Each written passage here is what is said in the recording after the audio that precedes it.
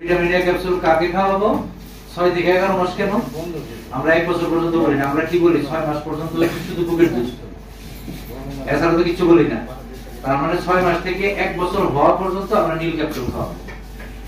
আর 1 বছরের উপরে 5 বছরের নিচে ওটা হচ্ছে আমার লাল ক্যাপসুল। এই লাল আর নীল মনে রাখবো কিভাবে? লাল কি রেড সিগন্যাল না? লালটা তো রেড সিগন্যাল, মনে রাখার জন্য আসলে কোডিংটা এই জন্য করা হয়েছে।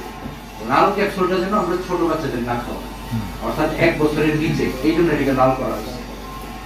6 মাস থেকে 1 বছর এটা নীল ক্যাপসুলই খাওয়াইতে হবে। লালটা ধরলে বুঝতে হবে যে এটা ছোট বাচ্চাদের জন্য ক্ষতিকর। এটা কিন্তু ক্ষতিকর ছোট বাচ্চাদের জন্য, এটা মাথায় রাখতে হবে। অনেক ভিটামিন আছে আমাদের, যেটা আমরা যদি পরিমাণে বেশি খাই কোনো সমস্যা নাই।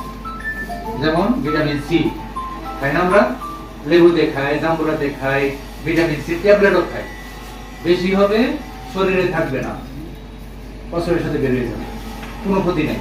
ভিটামিন এ এমন একটা ভিটামিন, আমাদের 4টা ভিটামিন আছে, শরীরে আপনি কম দিলে ওইটা যেটা কাজ করবে সেই কাজটা হবে না।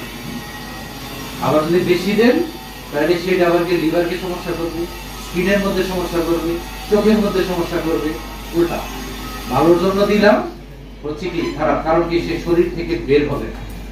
সে যতক্ষণ পর্যন্ত তার আয়ু থাকে, কাজ করার ক্ষমতা থাকে, ততক্ষণ পর্যন্ত সে কাজ করতেই থাকবে।